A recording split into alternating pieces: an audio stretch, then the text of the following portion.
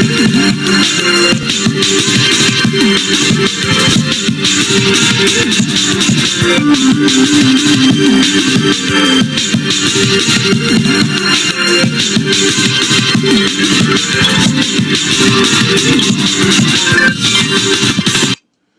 my friends. This is Rick, and this is your seat at the table. And we're now looking at an installment from Star Wars, West End Games version. This is the mega adventure novel, Supernova.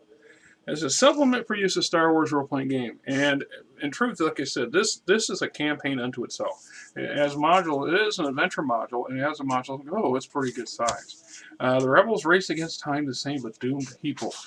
This was produced in 1983. I want to get my glasses on because, you know, I just, yeah, 1993, Lucasfilm, blah, blah, blah. It is 1, 2, 3, 4, 5. There are 6 module equivalents in here. So you could run this probably over 6 to 8 sessions.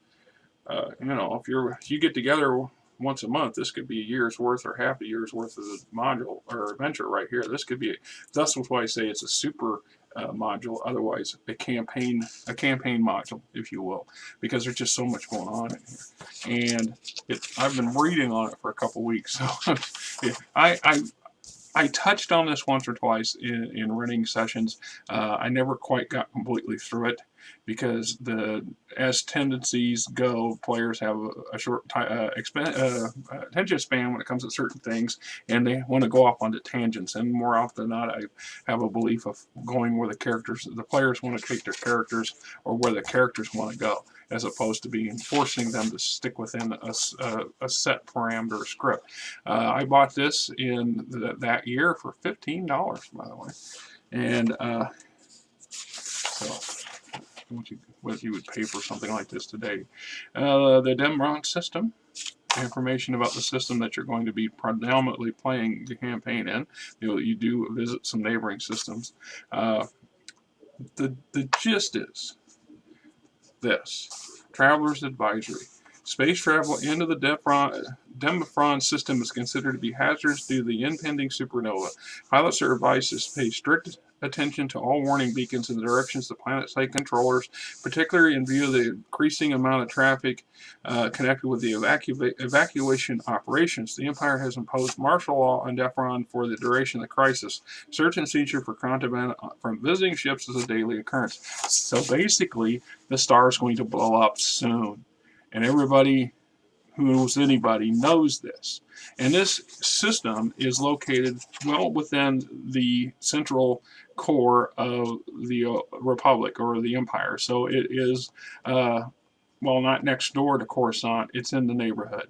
And so it is a heavily populated system. The planets are well being exploited and utilized. They've been around a long time, and there's a huge population.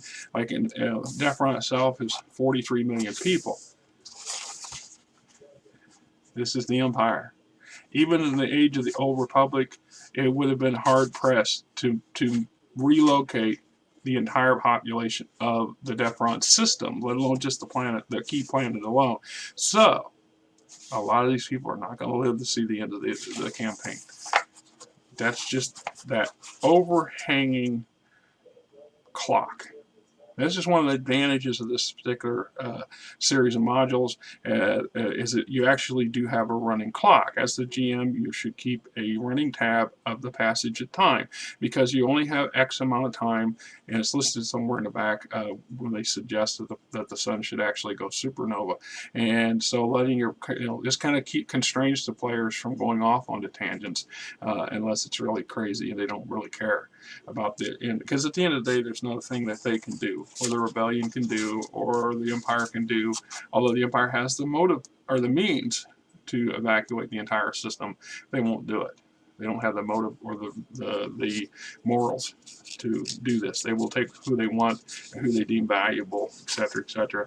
And then all these corporations that are dominating the system will do the same, but the majority of the people are hosed. unless they can get out. This is what makes it a very dangerous scenario for the player characters, specifically those who own their own ship, because there's a real possibility that they're going to get bum rushed, or their ship's going to get stolen, or somebody's going to make attempts to steal it. But as a GM, I tried to always make sure my players, I didn't give them that information.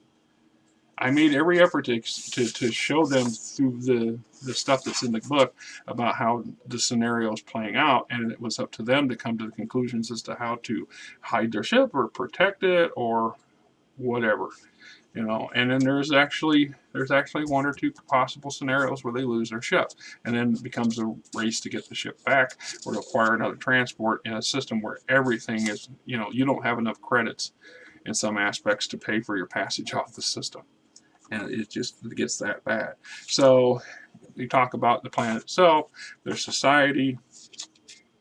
It says life is highly disciplined and regimented. There are rules and regulations for every conceivable activity. It's largely due to the very sensitive nature of the scientific research being pursued on the planet and the need for tight security measures. But in some responsibility also lies with Air Lord Portak, the Imperial Governor. Portak rules the planet with an iron fist, priding himself on the low crime rate and high productivity of citizens. A stint working in the labs and factories of Demophon is something that is noted on a citizen's permanent record, and the measure of success there counts heavily towards future assignments. The typical day for, and it goes on to that, where I'm not going to list all that. But we got our plant log with all the stats. We got the social structure, the economy, burn city, sprawling capital, underground trains leak burn city, other domes and law for quick and convenient travel, law, evacuations. It's on what I was talking about. Most of the residents of Defront believe that there is a plan for the evacuation of the planet when the sun finally goes supernova. Unfortunately, no one knows the details of the actual plan. Prior to the arrival of Imperial forces, the civilian government maintained a sufficient number of ships in the vicinity at all times and had a fairly large fleet of ships in dry dock on the planet itself. However, the Empire has failed to continue this program. As it stands now, there are only enough ships in the general vicinity to move a fraction of the population. Most of the larger Imperial vessels are either occupied cleaning up outbreaks of rebel activity or enforcing the will of the emperor somewhere else. So, first adventure is infiltration. In this adventure, the party finds a way to make a few credits by shipping some equipment off the doomed planet, Demophon. At the time, all the companies seem to be trying to get their personnel off-world, and one prefers shipping heavy equipment. Characters discover the crates they are carrying actually contain people. Talking to the refugees, they learn that they are political prisoners who their employer helped rescue from ISB, and who he is now smuggling off the planet. Characters are then persuaded to return to Defront to rescue this kind-hearted industrialist. That's it, the adventure in a nutshell. So, as they're loading up the crates, there's an ISB or a customs group tries to inspect them, and you bribe them, blah blah blah. Episode the run itself, getting there, the worker droids just carried the 1.5 cubic meter crates to your ship, and they start hearing noises and a baby crying, and etc. etc. And one of the people that are being smuggled is the young wife with her newborn daughter of the man who is making every effort to get these people off the planet. So you run into 4 ISB enforcement officers and the lieutenants leading them. Basically, it says here another 500 credits for your trouble will cover you, but go. Black tosses the credit stick to you and then returns his attention, blah, blah. Thaddeus Black is the industrialist, the guy that's trying to get all these people off the planet, and then you eventually have to go and get him. You have the flight from the planet, encountering some TIE fighters, escape. Episode 2, the deal. The characters reach the planet Mogwell, a little richer and a little hairy. At this point, the characters are aware of the fact they're hauling people, not computer parts. At this point, the young wife of the pleads that and offers a lot more money. The adventurers will go back and get her husband. Mogwell, the characters, an unexpected passion ride to the planet Mogwell, quiet agricultural planet, blah blah blah. So, lots of stuff. I'm not going to read through everything because it's just way too much. All right. Episode 3, back to Defront, sweet Defront. Now, in the early day, It's early in the day when the dead imperative lands. Things have got much worse in Stalkground, and people have become more and more desperate and panic and chaos everywhere. The increasing temperatures within the dome have only served to fuel the tempers of the city's residents. Reach the bottom of the dreaded imperative's anti-ramp just as Imperial guards open the door to the hangar bay. Instantly, hundreds of desperate citizens rush past the gate and up the ramp, frantically waving passage vouchers. You are nearly crushed to the wall as refugees rush past you. Immediately, the dread imperative's crew begin boarding passengers. So, you're not on your own ship at this point. Mazzonis, the bar, some funky stuff going on in the bar. Find the ISB building, figure out how to get into it, the lay of the land. Inside the ISB, now it notes that the ISB facility is only being crewed by a skeleton crew at this point, and minimal active security, live security, I should say, stormtroopers, ISB guards, that sort of thing.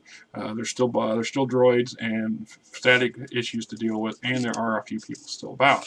This works to your character's advantage, but keep in mind it's still an ISB facility, and it shouldn't be an easy nut. The rescue, get what you got to get out, get back to your way out. Here's some setting up for, there's some ISB land speeder, ISB speeder bike, setting up for a rapid chase to escape the command level, command center, so on and so forth. Counting the Imperials. It says that currently the bulk of the remaining ISB investigation officers in the command center. It says Wallace 5th, a team of operatives, 2 lieutenants, 6 security guards, 2 computer technicians, and an engineer. The Imperials are dumping all their databases in a large portable computer bank. The bank is a mobile storage platform with amazing memory capacity. Approximately 1 meter by... Hey, can you imagine snatching that for the Rebel Alliance? Just saying. Alright. The Great Escape, Top of the World, etc., etc. Imperial Shuttle, the Talon, which is a heavy, Indictor class heavy cruiser that's wanting to keep you from running away. The Dread Imperative. It's possible characters will rescue all the prisoners, defeat the Imperials, and still want to make their escape on the Dead Imperative. If the characters manage to rescue the prisoners and they didn't set off one alarm, allow them to remove enough of the ISB building to the ground level with a little or no problem. For the sake of adventure, they'll have a squad of, you don't want them to get away too easy. Give them a little bit, right? Conclusion: once the characters have jumped to hyperspace, left Defront behind, they are safe. Characters return to Mogo, they will receive their monetary rewards, and their starship will be unharmed and waiting for them. The rewards are 7 character points to the successful completion of this adventure. Then we move on to the next adventure, the Mynock Conspiracy. Tide Cant is the only planet in the Cantel system, blah, blah, blah. Floating ranches, blah, blah. So this is a system that's nearby, but not threatened by the pending supernova. The problem here is that there's still issues. And a lot of people are trying to get out of the region because nobody knows for sure just how big the supernova is going to be. And whether or not it'll affect nearby systems. In this case, a lot of floating ramps, Olive Vestin ranches, well, Olive Vestin are here, and some of them become infested with some kind of virus, and you're sent there to help try to figure out the problem and to get out. So adventures now, so rebels arrive at Hyde Camp, direct to land Nebula's Ranch, Sprawl number 41, nearly colliding with an outbound freighter, clearing planetary customs. They're alone to cloud skip to visit Premier Provisions floating ranch, where they discover a technological nightmare which has left nearly everyone on the platform dead. Characters learn that computer malfunction will cause a catastrophe and have a brief encounter with corporate spies before they must escape the crippled ranch. Rebels must then face accusations of sabotage from Nebula Consumables, which has been suffering equipment failure since roughly the time the rebels arrived. The characters must offer some explanation to Overseer Garrett for the destruction of an entire ranch sprawl. Investigation leads to a computer virus carried by R2 units propagated by Grierson Incorporated, Nebula, a major competitor. Nebula hires rebels to assist in defeating the virus and convinces them to attack Garrison Incorporated with its own weapon. Characters must sneak into Garrison's ranch sprawl and insert the Mynock virus into their main computer, where they can escape their spot and must fight their way through security, escape the platform, and the planet. Pretty much straightforward, and that covers everything here, right? Except that, whatever that is. There's some harvester droids. They're attacking a local floating beast and terrorizing it and hurting it. And you either save them from the three virus-ridden droids or you don't. Ghost in the machine, blah, blah, blah. So, montage. And then the world collapsed. That's it. And then the world collapsed. I'm going to ask, escape from the planet, or escape from platform 34. Arrested. What looks like a kitchen droid gone crazy. Anyway. Not even sure really why it's connected with the main story, other than just to give you something to divert off of. Then we get to adventure number 3, Triple Cross. Darlash is one of the more affluent industrial cities on the planet. Demophon, like other cities on the planet, relies on the dome to protect it from the harsh environment.